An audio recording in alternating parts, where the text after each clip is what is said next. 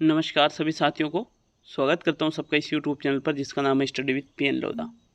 साथियों, जैसा कि सभी को विदित है कि भाई आपके रीट का एग्ज़ाम बिल्कुल 100% फिक्स है, 26 सितंबर को ही होना है। कल न्यूज़ भी आई थी कि भाई आपके 10 तारीख से ही आपके प्रवेश पत्र निकलना आरंभ हो जाएंगे। तो अब कुछ भी नहीं सोचना है, मतलब नेगेटिव विचार जो आते हैं कि आगे जाएगी नहीं जाएगी, एग्ज़ाम कब होगा इत्यादि जो चीज़ें चल रही थी आपके माइंड में, उसको सबको दिमाग से निकाल दो और पूर्णतः तैयारी पर ही फोकस रखो। देखिए, अब वैसे कल दो ही वीडियो आए थे मेरे। एक वीडियो तो ये बताया था कि भाई किस प्रकार से आपको कम टाइम में मॉडल पेपर को हल करने की प्रैक्टिस करना है। अब देखिए, यहाँ हिंदी का गोल्डन पेपर नंबर 29 हल करेंगे। पूरे ही 30 क्वेश्चन एग्ज़ाम के अकॉर्डिंग आपको देने वाला हूँ। तो इसके बाद साइकोलॉजी का वीडियो आ रहा है, शाम को ईवीएस का भी वीडियो आएगा और हो सकता है कि आपके संस्कृत के भी लगभग 10-20 टेस्ट में एग्ज़ाम के अकॉर्डिंग एग्ज़ाम से पहले आपके सामने लेकर आ जाऊं। तो साथियों, कोशिश पूरी रहेगी। ठीक है, शुरू करते हैं इस वीडियो को। पहला क्वेश्चन देखेंगे। आपकी प्रश्न संख्या 1 है, इनमें से असंगत विकल्प का चयन कीजिए।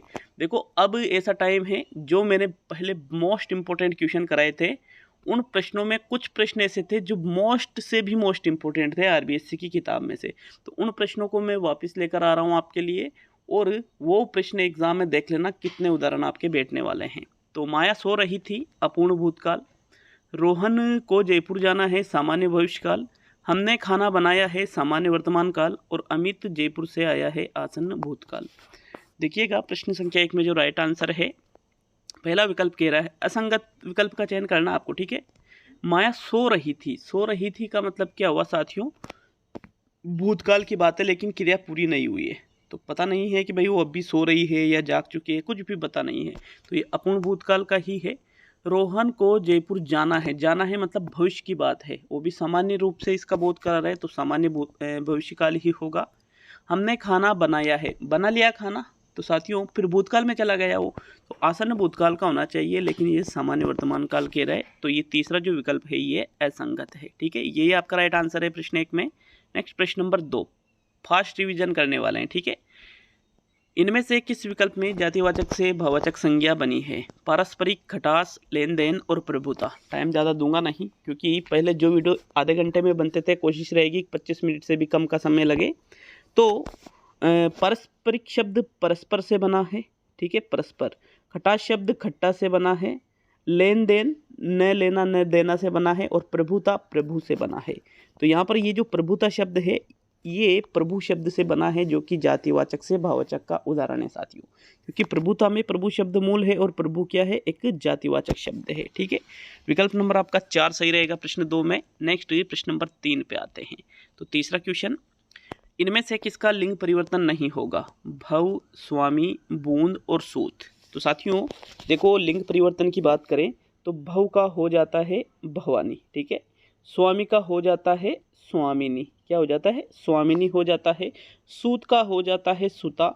लेकिन बूंद, बूंद शब्द का लिंग परिवर्तन नहीं होगा साथियों। बूंद का वचन परिवर्तन हो सकता है, बूंद का बूंदे हो सकता है, लेकिन बूंद का बूंदी, इस प्रकार कोई लिंग परिवर्तन नहीं होता है, क्योंकि बूंद एक स्त्रीलिंग शब्द है। विकल्प नंबर आपका 3 जो है ये बिल्कुल राइट आंसर है प्रश्न 3 में। नेक्स्ट प्रश्न नंबर 4, इनमें से कौन सा शब्द सदैव एक वचन में रहता है? भाग्य, हालचाल, समाचार और क्षमा। तो साथियों बात करें भाग्य की, तो कई लोगों ने ये भी पढ़ा होगा कि भाग्य एक वचन में रहता है, लेकिन वो आपने गलत पढ़ रखा है, क्योंकि भाग्य शब्द सदैव बहुवचन में ही रहता है। हालचाल, समाचार, समाचार पढ़ लिया नहीं होता है, समाचार पढ़ लिए। हालचाल पूछ लिए। ठीक है, हालचाल पूछ लिया, ये गलत है। भाग्य, उसके भाग्य खुल गए, उसका भाग्य खुल गया, तो खुल गया गलत होता है। ये तीनों ही शब्द सदैव बहुवचन में रहते हैं। लेकिन ये जो क्षमा शब्द है, क्षमा की, तो साथियों क्षमा कर दिया या क्षमा कर दिए, क्षमा कर दिया होता है, एक के लिए प्रयुक्त होता है। तो ये जो क्षमा शब्द है ये सदैव एक वचन में रहता है। अकॉर्डिंग टू आरबीएससी की जो बुक से है उनके अनुसार बता रहा हूँ, वो ही सारे उदाहरण है। ठीक है, इसलिए ज़्यादा ऐसा नहीं है कि आपको लगता है कि यार ये गलत है, कमेंट कर सकते हो, बट बिल्कुल 100% सही बता रहा हूँ साथियों। चौथा विकल्प चौथे क्वेश्चन में सही है। नेक्स्ट प्रश्न नंबर 5, वह विकल्प चुनिए जिसमें संधि व उपसर्ग दोनों है। आजीवन, निश्चल, प्रतिनिधि और अनुपम। तो देखिए आजीवन, आजीवन में कोई संधि नहीं है, प्रतिनिधि में कोई संधि नहीं है, अनुपम में साथियों, अनुपम में भी उपसर्ग लगा, संधि नहीं है।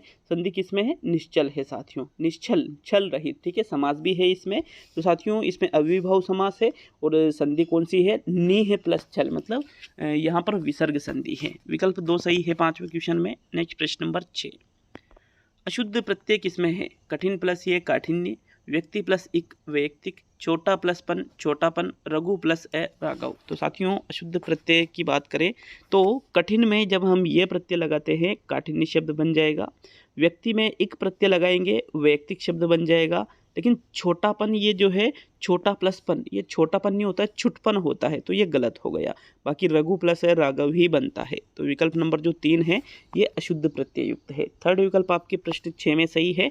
नेक्स्ट प्रश्न नंबर 7, विराम चिन्ह से संबंधित असत्य कथन है। विराम चिन्ह से भाषा क्लिष्ट बनती है, विराम शब्द का शाब्दिक अर्थ ठहरा होता है, विराम चिन्ह के प्रयोग से भाषा में स्पष्टता आती है और विराम चिन्ह से भाव समझने में सुविधा होती है। तो देखिए राइट आंसर क्या रहेगा? विराम चिन्ह की बात की जा रही है। विराम चिन्ह से हम भाव को समझते हैं।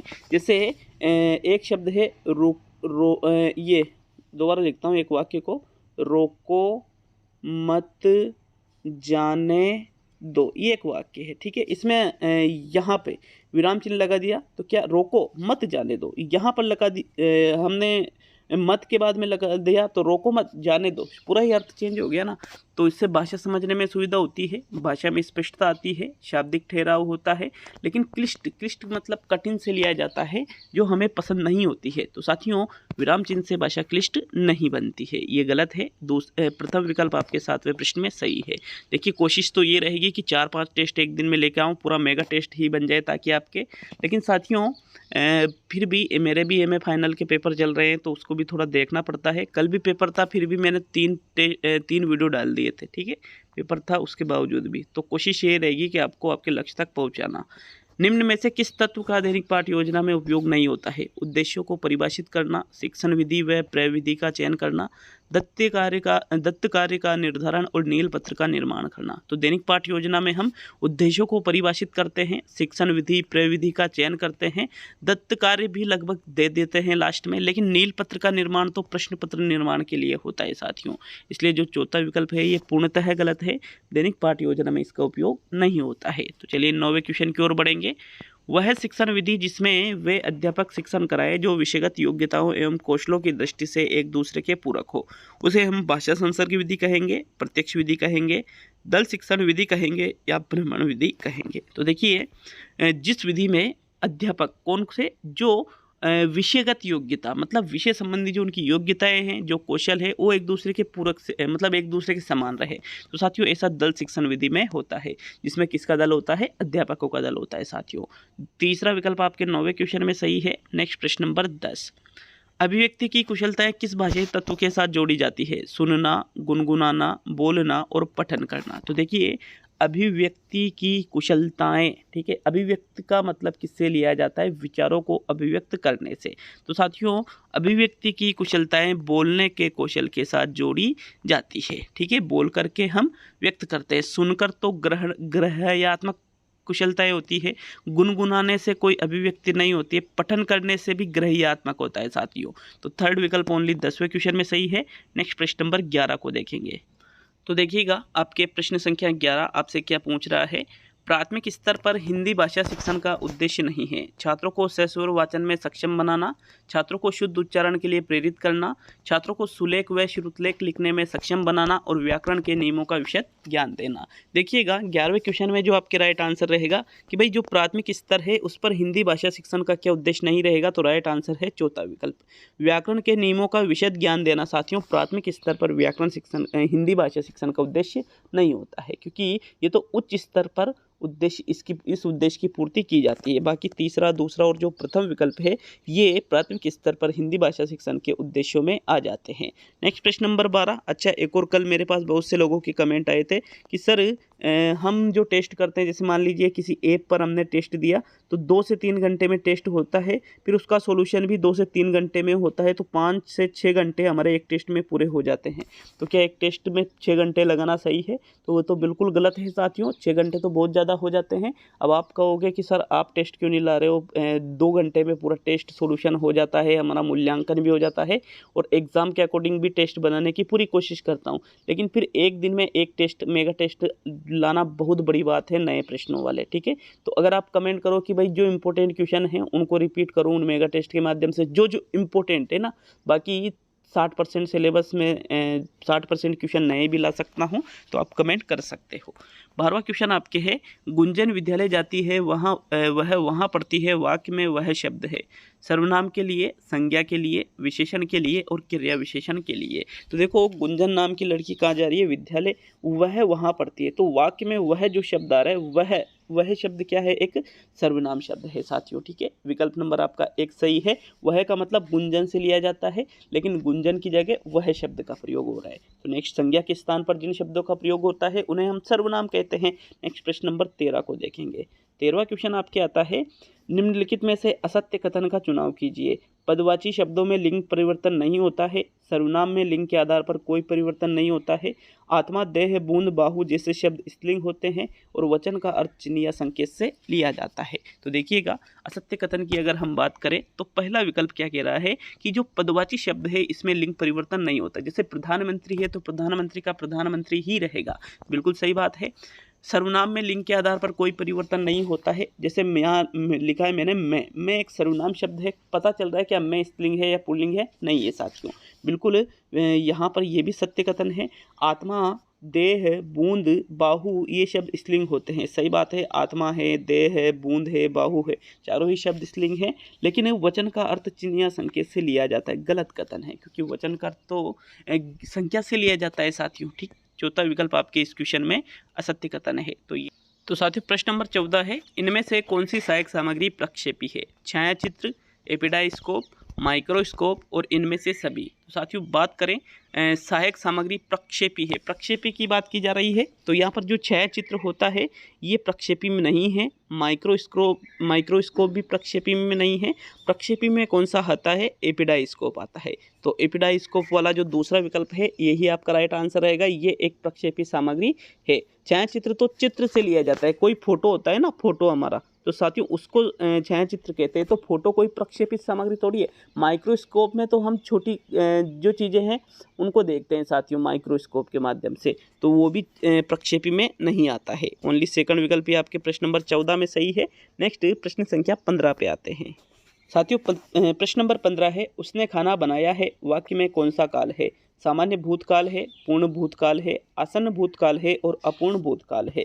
तो देखो उसने खाना बनाया है, बना लिया ना, तो मतलब भूतकाल में रहेगा, लेकिन बनाया था वो पूर्ण भूतकाल में हो जाता, लेकिन बनाया है मतलब अभी कुछ समय पहले क्या बोध हो रहा है, बनाया है, ठीक है, तो फिर वो आसन्न भूतकाल के अंतर्गत चला जाता है साथियों। थर्ड विकल्प आपके सही है। अगर वाक्य होता वह खाना बना रही थी तो वो अपूर्ण भूतकाल के अंतर्गत चला जाता। इस प्रकार ओनली थर्ड विकल्प ही आपके प्रश्न नंबर 15 में बिल्कुल सही आंसर है। नेक्स्ट प्रश्न नंबर 16 को देखेंगे। तो 16वां क्वेश्चन आपके है, असल में समास विग्रह में प्रयुक्त समास की पहचान कीजिए। अव्ययीभाव समास है, तत्पुरुष समास है, द्वंद्व समास है और बहुव्रीहि समास है। तो देखो एक शब्द आता है असल में, तो इसको देखो ये किसका समास विग्रह हो रहा है, दरअसल का ये समास विग्रह हो रहा है, दर असल का ये समास विग्रह हो रहा है साथियों। और दरअसल में कौन सा समास है, अव्ययीभाव समास है। विकल्प नंबर आपका 1 सही है प्रश्न संख्या 16 में। नेक्स्ट प्रश्न नंबर 17 को देखेंगे साथियों। तो चलिए 17वें क्वेश्चन की ओर बढ़ते हैं। हार शब्द में के हैं, देखो हार शब्द के साथ कौन सा उपसर्ग लगाने पर उसका अर्थ त्यागने से लिया जाता है? आहार, उपहार, प्रतिहार और परिहार। तो देखो एक शब्द है हार, हार शब्द में अगर हम आ उपसर्ग लगाते हैं तो शब्द क्या बन जाता है, आहार। आहार का मतलब तो भोजन से लिया जाएगा, तो ये आपका आंसर नहीं है। हार शब्द में अगर हम उपसर्ग लगाएं तो शब्द बन जाता है उपहार। उपहार का मतलब तो कोई गिफ्ट देना वगैरह इससे लिया जाता है साथियों, तो ये भी आपका आंसर नहीं है। देखो ये जो आपके चौथा विकल्प है और तीसरा विकल्प है, इनमें से आपका एक राइट आंसर रहेगा। तो सही आंसर कौन सा है, जब हम हार शब्द में जब परि उपसर्ग लगाएंगे तो शब्द क्या बन जाएगा, परिहार। और परिहार का मतलब किससे लिया जाता है, त्यागने या छोड़ने से लिया जाता है। तो विकल्प नंबर आपका कौन सा सही है साथियों, चौथा विकल्प प्रश्न संख्या 17 में सही है। नेक्स्ट आगे देखेंगे प्रश्न नंबर 18 को। तो साथियों 18वां क्वेश्चन है, निम्नलिखित में से कौन सा विकल्प असंगत है। मिठाई प्लस आस मिठास, सौंदर्य प्लस ता सौंदर्यता, कठिन प्लस ये काठिन्य, और भुलावा प्लस अक्कड़ भुलक्कड़। देखिए बात करें असंगत विकल्प की तो थोड़ा सा टाइम ले लीजिए इस क्वेश्चन के लिए, क्योंकि क्वेश्चन बहुत ही शानदार है। देखो मिठाई प्लस आस से मिठास बन जाता है, कठिन प्लस ये से काठिन्य डबल आ गया ये शब्द तो इस पेपर में, भुलावा प्लस अक्कड़ से भुलक्कड़ बन जाता है। लेकिन सौंदर्य साथियों, सौंदर्य में मूल शब्द है सुंदर, ठीक है, क्या है सुंदर, प्लस ये शब्द क्या बन गया सौंदर्य। लेकिन सुंदर में ये और ता प्रत्यय अगर आप एक साथ जोड़ते हो तो गलत है, क्योंकि एक साथ बहुवचक प्रत्यय साथ साथ नहीं जोड़ते हैं। या तो सौंदर्यता बन जाएगा, नहीं, या तो सुंदरता बन जाएगा या सौंदर्य बन जाएगा, लेकिन सौंदर्यता गलत हो जाता है। तो विकल्प नंबर आपका 2 सही है 18वें क्वेश्चन में। नेक्स्ट प्रश्न संख्या 19 को देखेंगे। साथियों 19वां क्वेश्चन आपके आता है, निम्नलिखित में से घात शब्द का विलोम चुनिए। आघात, प्रतिघात, विघात और इनमें से सभी। तो देखो एक होता है घात शब्द, घात शब्द के विलोम की बात की जा रही है। विलोम का मतलब उल्टे से लिया जाता है, तो हम यदि घात शब्द का विलोम बनाए तो इसका घात का प्रतिघात बनता है। घात और आघात तो एक ही चीज होती है साथियों। विकल्प नंबर 2 सही है आपके 19वें क्वेश्चन में। नेक्स्ट आगे बढ़ेंगे अब हम प्रश्न संख्या 20 की ओर। तो चलिए आते हैं 20वें क्वेश्चन पर। वह है जिसने इंद्रियों को जीत लिया हो, वाक्यांश के लिए एकल शब्द होगा। इंद्रियातीत, अगोचर, जितेंद्रिय और इनमें से कोई भी नहीं। तो जो इंद्रियों को जीत लेता है, इंद्रियों को जीतने वाला, उसको हम क्या कहते हैं साथियों, जितेंद्रिय कहते हैं। किस नाम से जानते हैं, जितेंद्रिय नाम से। विकल्प नंबर आपका 3 सही रहेगा प्रश्न संख्या 20 में। नेक्स्ट आगे बढ़ेंगे अब हम प्रश्न संख्या 21 पर। तो चलिए देख लेते हैं आपके प्रश्न नंबर 21 को। ये देखिएगा, निम्नलिखित में से कौन सा शब्द अशुद्ध है, ठीक है। शुश्रूषा, उत्तीर्ण, प्रादुर्भाव और कुआं। तो ये 4 शब्द है, इनमें से जो आपको अशुद्ध लग रहा है कि भाई यार ये तो एक अशुद्ध शब्द है, तो उसका चयन आपको करना है। अच्छी तरह से देख लीजिए, थोड़ा टाइम दे देता हूँ, क्योंकि शब्द चारों ही आपको ऐसा लगता है कि यार इसमें से किस विकल्प का चुनाव करेंगे। तो आपके 21वें क्वेश्चन में देखिएगा, पहला विकल्प है शुश्रूषा, बिल्कुल शुद्ध लिखा हुआ है। दूसरा शब्द है उत्तीर्ण, पूर्णतः शुद्ध लिखा हुआ है। तीसरा शब्द है प्रादुर्भाव, बिल्कुल शुद्ध लिखा हुआ है। लेकिन ये जो चौथा शब्द है कुआं, कुआं में साथियों ये जो ऊपर चंद्र बिंदु लगा है ये के पे नहीं लगता है, ये आ पे लगता है, ठीक है, यहाँ इस प्रकार से। तो ये जो चौथा विकल्प है कुआं वाला, ये एक अशुद्ध शब्द का उदाहरण है। आपका यही सही आंसर रहेगा प्रश्न नंबर 21 में। नेक्स्ट प्रश्न नंबर 22 को देखेंगे। तो 22वां क्वेश्चन है, निम्न में से कौन सा कथन सत्य है। पहला विकल्प, सामान्यतः वाक्य के 2 अंग माने जाते हैं, कर्ता और उद्देश्य। सत्य कथन का चुनाव करना है। दूसरा विकल्प है, कर्ता के संबंध में वाक्य में जो कहा जाता है उसे ही विधेय कहते हैं। तीसरा विकल्प है, क्रिया के आधार पर वाक्य के 2 प्रकार माने जाते हैं। और चौथा विकल्प है, अर्थ के आधार पर वाक्य के 3 प्रकार होते हैं। तो देखो सत्य कथन की यदि हम बात करें तो पहला जो कथन है क्या कह रहा है कि भाई सामान्यतः वाक्य के 2 अंग माने जाते हैं, बिल्कुल सही बात है। कर्ता और उद्देश्य, साथियों कर्ता और उद्देश्य तो दोनों एक ही होते हैं, कर्ता और उद्देश्य अलग अलग थोड़ी होते हैं। उद्देश्य और विधेय माने जाते हैं, तो ये गलत हो गया, ठीक है। कर्ता के संबंध में वाक्य में जो कहा जाता है उसे ही विधेय कहते हैं, बिल्कुल सही बात है। कर्ता के संबंध में जो वाक्य में कहा जाता है उसको ही हम विधेय के नाम से जानते हैं। तो दूसरा विकल्प बिल्कुल सत्य कथन है और यही आपका आंसर होगा। बाकी तीसरा और चौथा क्या कह रहा है कि भाई क्रिया के आधार पर वाक्य के 2 प्रकार माने जाते हैं, गलत बात है साथियों। प्रतिवाच्य, कर्मवाच्य, भाववाच्य 3 प्रकार होते हैं क्रिया के आधार पर। और जो चौथा विकल्प है, अर्थ के आधार पर वाक्य के 3 प्रकार है, तो नहीं, रचना के आधार पर वाक्य के 3 प्रकार होते हैं, अर्थ के आधार पर तो वाक्य के 8 प्रकार होते हैं, तो ये भी गलत हो जाता है। ओनली सेकंड ही विकल्प आपका राइट रहेगा 22वें में। नेक्स्ट प्रश्न नंबर 23 पे आते हैं। तो चलिए 23वें प्रश्न की ओर। स्वलीन विकार में बच्चा अपने हाथ पैर हिलाने में कठिनाई अनुभव करता है, सामाजिक अंतःक्रिया और संप्रेषण में कठिनाई का अनुभव करता है, अक्सर खाने से मना कर देता है और अपने ही कार्यों में लीन रहता है। तो स्वलीन ऑटिज्म जिसको हम इंग्लिश में भी कह सकते हैं, हालांकि हिंदी का ये पेपर है तो इंग्लिश शब्द तो वहाँ पर भी नहीं आना है। तो साथियों स्वलीन विकार में क्या होता है, जो एक बालक है वो सामाजिक अंतःक्रिया और संप्रेषण में कठिनाई का अनुभव करने लगता है। ठीक है, सामाजिक अंतःक्रिया मतलब क्या हुआ कि भाई समाज के लोगों के साथ जो परस्पर अंतःक्रिया होती है, सामाजिक कार्यों में जो अंतःक्रिया होती है, संप्रेषण खुद के विचारों को अभिव्यक्त करना, ठीक है, इनमें वो कठिनाई का अनुभव करता है। विकल्प नंबर आपका 2 सही रहेगा 23 में। नेक्स्ट आगे बढ़ेंगे प्रश्न नंबर 24 पर। तो 24वां क्वेश्चन है, ग्रहयात्मक कौशलों में शामिल है सुनना और बोलना, बोलना और लिखना, सुनना और पढ़ना और लिखना। तो देखो ग्रहयात्मक का मतलब हुआ वह कौशल जिनके माध्यम से हम विचारों को ग्रहण करते हैं, तो वो होता है ग्रहयात्मक कौशल। तो सुनकर बिल्कुल ग्रहण करते हैं, लेकिन बोलकर तो व्यक्त करते हैं, गलत हो गया। बोलकर व्यक्त करते हैं, गलत हो गया। सुनकर ग्रहण करते हैं, पढ़कर ग्रहण करते हैं, बिल्कुल दोनों के माध्यम से साथियों हम अपने जो विचार है उनको ग्रहण करते हैं, मतलब दूसरे के विचारों को। थर्ड विकल्प आपके 24वें क्वेश्चन में सही है। बाकी पढ़कर तो ग्रहण करते हैं, लेकिन लिखकर नहीं करते हैं, इसलिए ओनली थर्ड विकल्प ही आपके 24वें क्वेश्चन में सही है। तो चलिए आगे बढ़ेंगे अब हम 25वें प्रश्न पर। ये देखिए, वह कौशल कौन सा है जो ज्ञान को स्थायित्व प्रदान करता है? श्रवण कौशल, वाचन कौशल, मौखिक अभिव्यक्ति और लेखन कौशल। तो देखिए, ज्ञान को स्थायित्व प्रदान करने वाले कौशल की बात आपसे पूछी जा रही है कि भाई ज्ञान को स्थायी कौन सा कौशल करता है, ज्ञान को स्थायित्व दे, तो उस कौशल को हम लेखन कौशल के नाम से जानते हैं, क्योंकि यह भाषा का अंतिम कौशल माना जाता है साथियों, जिससे ज्ञान का स्थायित्व हमें आता है। तो चौथा विकल्प आपके 25वें क्वेश्चन में सही है। नेक्स्ट प्रश्न नंबर 26 पे आते हैं। तो चलिए 26वें क्वेश्चन की ओर ये देखिएगा। प्रस्तावना प्रश्नों के पश्चात शिक्षण प्रक्रिया में किया जाता है, प्रस्तुतिकरण किया जाता है, शामपट कार्य किया जाता है, विकासात्मक प्रश्न पूछे जाते हैं और प्रकरण का लेखन किया जाता है। तो देखो, जो प्रस्तावना प्रश्न होता है उसके पश्चात में हम क्या करते हैं, प्रस्तावना के बाद में विकासात्मक प्रश्न तो करेंगे नहीं, प्रस्तावना के बाद में प्रस्तुतिकरण हो सकता है, शामपट कार्य भी नहीं होगा साथियों। राइट आंसर है प्रकरण लेखन, क्योंकि प्रस्तावना का जो अंतिम प्रश्न होता है वो होता है समस्यात्मक प्रश्न।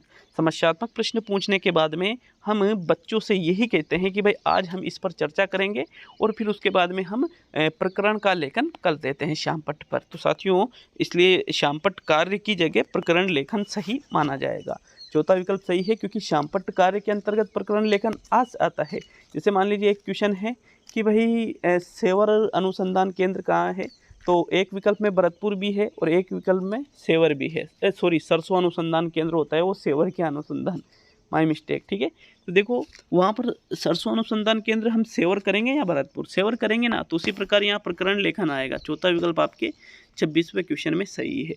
नेक्स्ट प्रश्न नंबर 27 को देखेंगे। 27वां प्रश्न, भाषा संसर्ग प्रणाली व्याकरण के किस पक्ष पर बल देती है? भाषा विज्ञान के पक्ष पर बल देती है, सैद्धांतिक पक्ष पर बल देती है, व्यावहारिक पक्ष पर बल देती है और आदर्शवादी पक्ष पर बल देती है। तो नाम तो सभी ने सुन ही रखा होगा, भाषा संसर्ग प्रणाली व्याकरण की शिक्षण विधि है और इसमें व्याकरण के व्यावहारिक पक्ष पर बल दिया जाता है। कौन से पक्ष पर? व्यावहारिक पक्ष पे साथियों। तो थर्ड विकल्प आपके 27 में सही है। नेक्स्ट प्रश्न संख्या 28। तो चलिए 28वें प्रश्न की ओर ये देखिएगा। व्याकरण शिक्षण का ज्ञान बालक को विद्यालयों में सामान्यतः किस विधि से दिया जाता है? आगमन विधि से, निगमन विधि से, समवाय विधि से और भाषा संसर्ग विधि से। तो देखो, दो चीज होती है।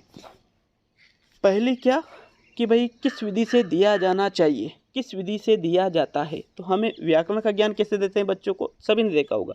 जैसे ए प्लस ए बराबर आ बन जाता है और इसमें दीर्घ संधि होती है, ऐसा हम बच्चों को पढ़ाते हैं। बिल्कुल 100% ऐसा ही पढ़ाया जाता है। तो ये होती है निगमन विधि। तो व्याकरण शिक्षण का ज्ञान बालक को विद्यालयों में सामान्यतः निगमन विधि से दिया जाता है, लेकिन किस विधि से दिया जाना चाहिए? तो आगमन विधि से दिया जाना चाहिए, लेकिन ऐसा नहीं पूछा है किस विधि से दिया जाता है, इसलिए हम फिर दूसरे ही विकल्प को सही मानेंगे साथियों। तो सेकंड विकल्प आपके 28वें क्वेश्चन में सही है। अब आज का सेकंड लास्ट मतलब 29वां क्वेश्चन। वीडियो अच्छा लगे तो लाइक शेयर जरूर कर दिया करो यार, इतनी मेहनत करके वीडियो बनते हैं। आप देखो, एक वीडियो में कम से कम 4 घंटे का टाइम लगता है एक वीडियो को बनाने में। टाइपिंग, एडिटिंग, वीडियो बनाना, वीडियो एडिटिंग फिर यूट्यूब पे अपलोडिंग, इतनी चीज़ें होती है साथियों, तब एक वीडियो बनता है। तो कमेंट करके ज़रूर जाइएगा कि भाई कितने क्वेश्चन आपके सही हुए हैं, और वीडियो अच्छा लगे तो लाइक शेयर ज़रूर करिएगा। जिस प्रश्न पे भी डाउट हो तो उसके लिए आप कमेंट कर दीजिएगा। इनमें से कौन सी सामग्री श्रव्य नहीं है? लिंगुआफोन, ग्रामोफोन, तुरई और चलचित्र। तो देखो लिंगुआफोन एक श्रव्य सामग्री के अंतर्गत आती है। श्रव्य मतलब जिसमें सुनाई देता है। ग्रामोफोन बिल्कुल यहाँ पर सामग्री जो है वो भी श्रव्य है। तुरई भी यहाँ पर श्रव्य के अंतर्गत आती है, लेकिन चलचित्र श्रव्य के साथ साथ दृश्य भी है साथियों। तो चलचित्र तो श्रव्य दृश्य के अंतर्गत आ जाती है, इसलिए आपके जो चौथा विकल्प है 29वें में, यही आपका आंसर होगा। नेक्स्ट प्रश्न नंबर 30 पे आते हैं। 30वां क्वेश्चन है, ज्ञानात्मक उद्देश्य में शामिल नहीं है ज्ञान, प्रयोग, आग्रहण और संश्लेषण। देखिए ज्ञानात्मक उद्देश्य के अंतर्गत ज्ञान आता है, प्रयोग आता है, संश्लेषण आता है, लेकिन आग्रहण नहीं आता है। तो विकल्प नंबर आपका 3 सही है प्रश्न संख्या 30 में। ये आज का टेस्ट पूरा हुआ। इसके बाद में साइकोलॉजी का जो टेस्ट है लगभग आज 8:30 तक आ जाएगा, या 9 तक तो 100% आ जाएगा। ठीक है, पर्यावरण का टेस्ट आपके 3 बजे तक आ जाएगा। तो मिलते हैं अब अगले वीडियो में। सभी दोस्तों का बहुत बहुत धन्यवाद।